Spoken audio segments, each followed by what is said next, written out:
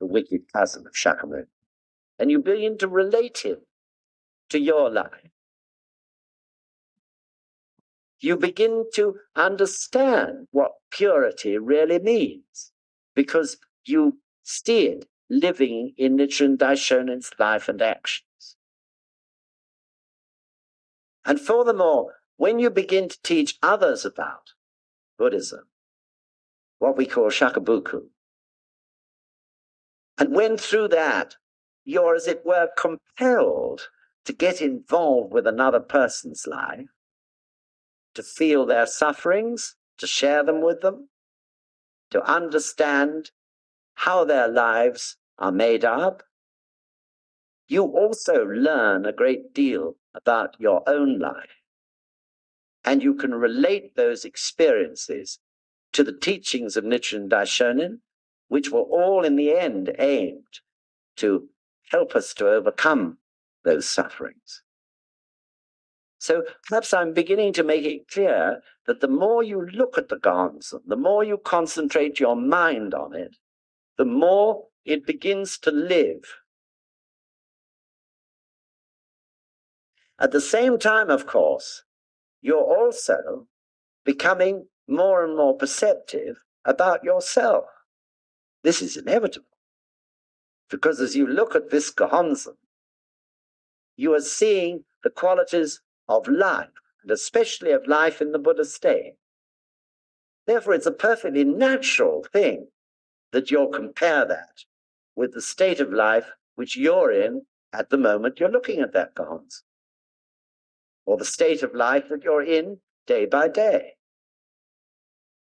And inevitably, therefore, you begin to see the gaps and differences between what is represented there on the Gohonzon and what is the actuality of your life today or tomorrow or the next day. And since the more you understand the Gohonzon, the more you admire the qualities which are contained on it.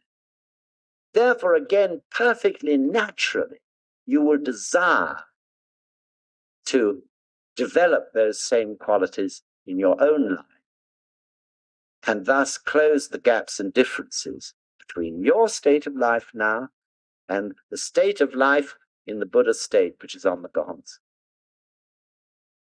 So this is an extraordinary thing, and it's extremely difficult to understand. But the fact is that it works.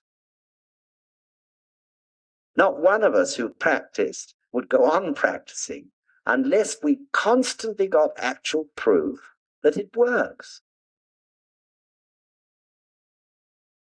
So you may say, hold on a moment. I'm chanting Nam-myoho Renge-kyo without a Gohonzon, and I'm getting benefits. And that's perfectly right and reasonable. You might also say, therefore, why must I have a Gohonzon? If I'm getting benefits, isn't that good enough? But the answer to that is, yes, you do need a Gohonzon. Not because I'm saying so, but because the Buddha, in all his wisdom, said we need the Gohonzon. Because although it's true, through propelling your prayers, your determinations in your desires, out from your life and also back into your life through chanting Nam-myoho Renge-kyo, and through that activation of your Buddha state, combined with your prayers, the Buddha state in your environment will reflect itself, and therefore benefit will begin to come to you. You can't actually make full use of those benefits unless you practice to the Gohonzon. And the reason for that is that you can't change your karma without the Gohonzon.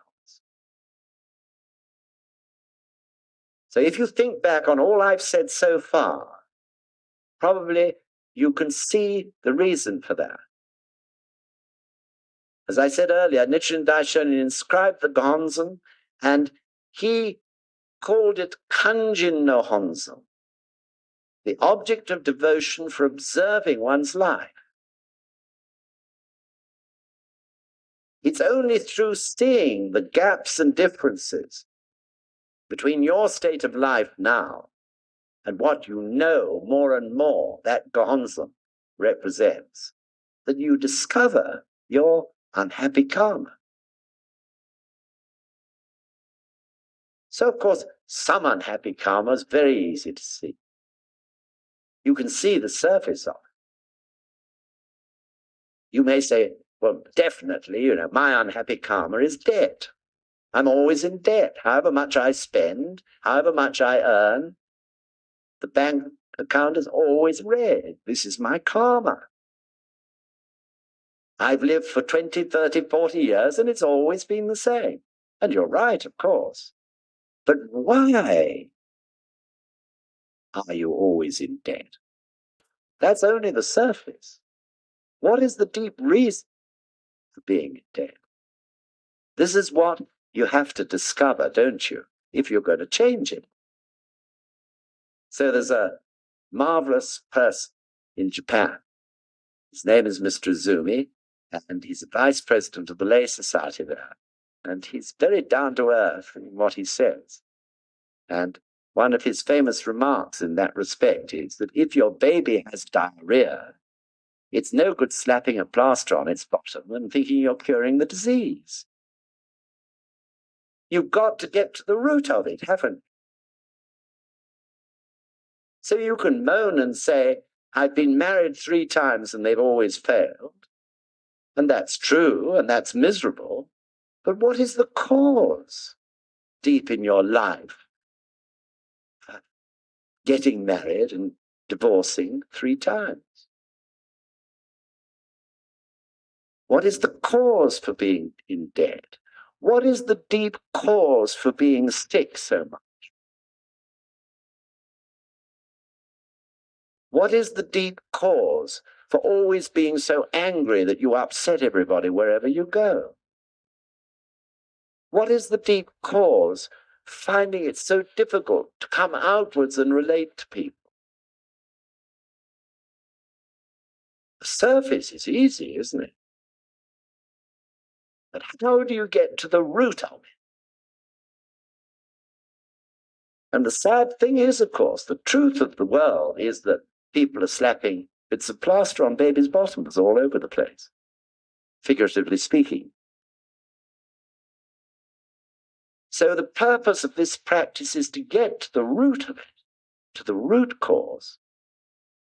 And only you can understand that, of course, by getting at the depths of your life, revealing what it is deep down there, which is causing these surface problems to occur over and over and over again. Kanjin no Honzon, the object of devotion for observing your life. On the Gohonzon, which you have, is life in the Buddha state. By observing your own life, you'll see the differences between the two. The more you go on with that practice, and I'm sure you'll agree with me, once you know your enemy, i.e., what unhappy karma lies in your life, then you can set about overcoming that enemy and changing your life. And of course, Buddhism is so rounded that it gives you a practice which provides you with the strength to be able to do that. So the Gohonzon, as I hope you're now understanding, is vital to one's practice. Change one's karma so that you can reap to the full the good fortune of the benefits that come into your life.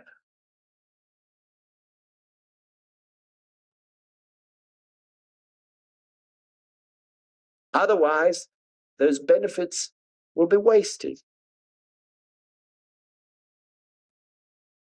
If you do an incredible amount of chanting and you get great benefit and all the things that you wanted happen and your family comes happy and everything, that's no good if you're going to die tomorrow, is it? You have to change that unhappy aspect of the karma and live the whole of your natural lifespan in order to make full use of the benefit. Nam-myoho Renge Kyo is the law of the universe, the creative force that produces all the myriad marvelous things that you can see around you. It's in the very nature of that law to require fullness of life. Life has a purpose from beginning to end. The purpose of that law is to create beautiful, wonderful things which will live a whole lifespan, which is the correct lifespan in the rhythm of that universe, in which to achieve the purpose of that particular phenomenon. And that includes a human being. Why should we be so arrogant as to think it doesn't? We have a natural lifespan which we should live. And not only live it, but live it to the full. Then every single one of us can achieve our true purpose in life. If we have our life shortened through accident or sickness, or even loneliness or sadness, we are failing to fulfill our purpose. In some way, it's chopped off, and the world becomes an unhappier place because of it.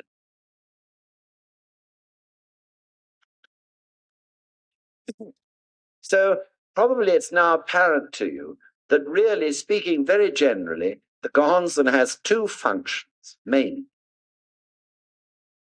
One of its functions is to enable you to observe your life like a mirror.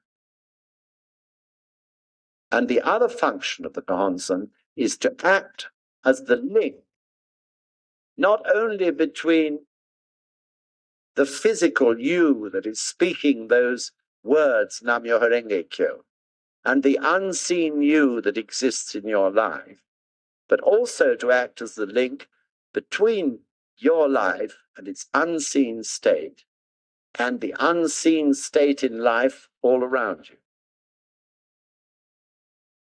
In other words, you physically chant Nam-myoho Renge Kyo to the Gohonzon, and you spiritually determine to take a great deal of action to change yourself and your circumstances. This reflects, of course, deep in your life, and through the practice which activates the Buddha state, that then reflects itself out into your environment. So it's very easy, as I said last week, to see that an angry man reflects the state of his life to everybody in whom he contacts during the day. An angry man can make a whole office or a whole schoolroom miserable, perhaps even frightened. But though it's not so obvious, the man in the Buddha state or the woman in the Buddha state can do the same thing, reflecting the Buddha state in everybody. It's very difficult to see because it reveals itself in so many different ways that are very difficult to see or understand. It reveals itself perhaps in some sort of a radiance, in some sort of a wisdom in what the person says, in some sort of a kindness, or an ability to listen, or whatever. But in one way or another, that Buddha state and all its qualities will reflect itself into everything in the environment. So that is the second function of the Gohonzon.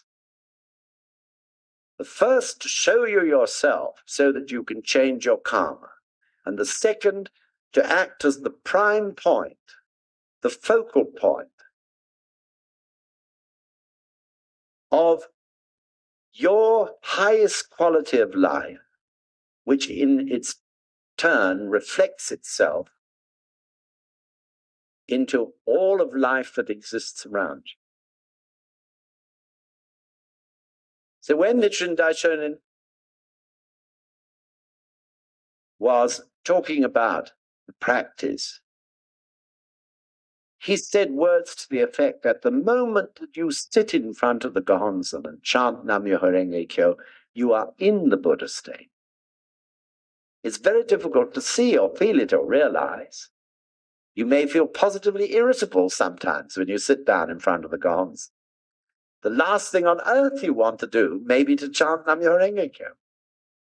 But the fact is that you couldn't even get yourself down, sitting or kneeling in front of that Gohonzon and chanting Nam-myoho Renge Kyo, unless you were in the Buddha state.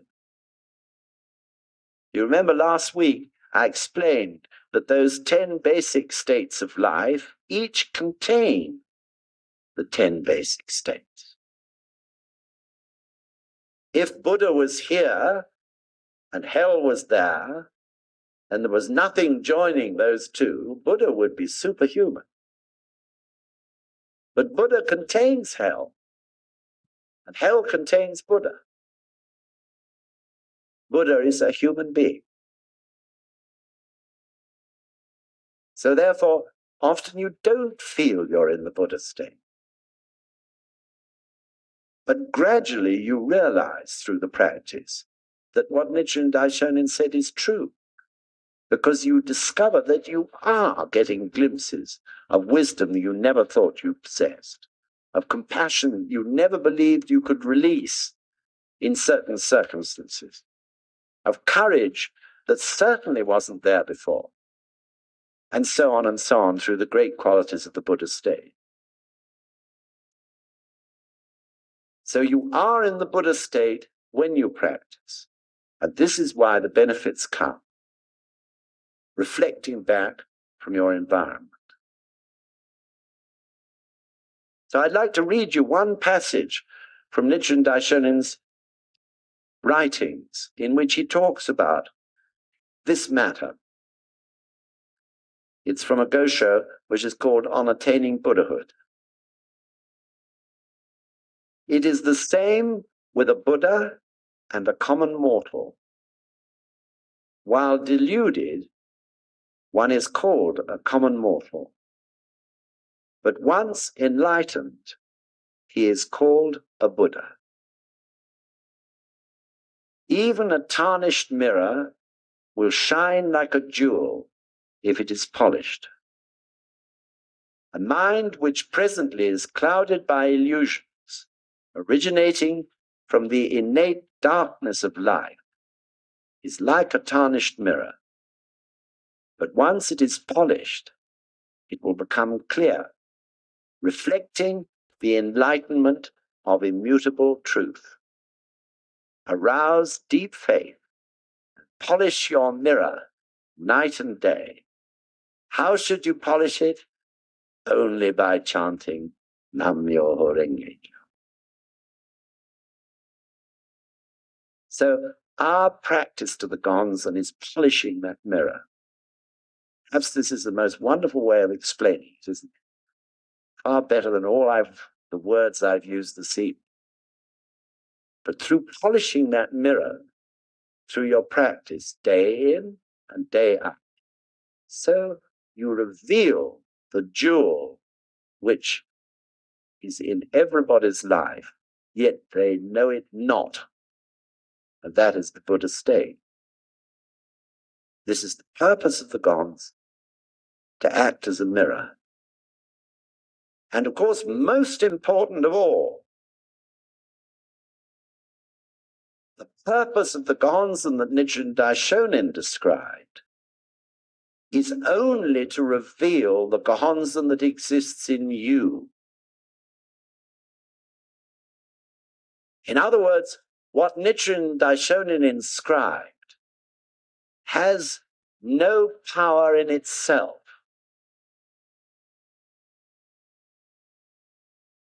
The power actually exists in you. In other words, it's not a magic charm. It's not something from outer space. It's something incredibly valuable, an unbelievable treasure, the fruits of the wisdom of all the Buddhas. which in its amazing way enables you to draw forth the Buddha state in your life through your effort. So, of course, to be able to inscribe a Gohonzon, you would have to be a Buddha.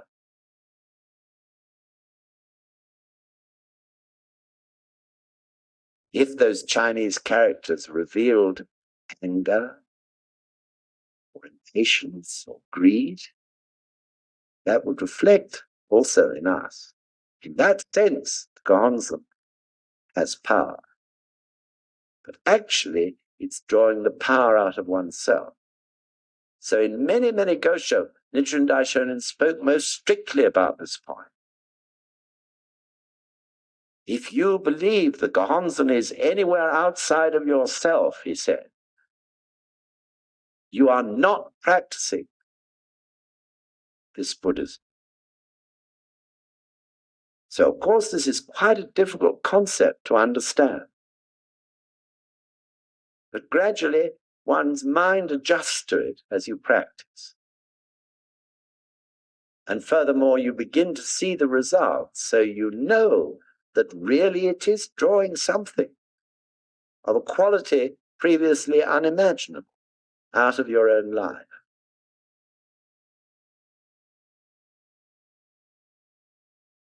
So the Gohonzon becomes in this way the prime point of your life. Every morning, every evening, sometimes more if you wish to, you feel more and more of a desire to come back to that prime point, to that absolute, constant, unchanging prime point. The only thing in this incredible world we live in, which is totally constant, totally unchanging, however long you look at it, for a whole lifetime. You bring yourself back to that. Furthermore, this can be developed onto a social scale. In our center at Richmond, which we've not long opened, last May, we have a Gohonzon for the United Kingdom, for the peace, prosperity, and happiness of this country.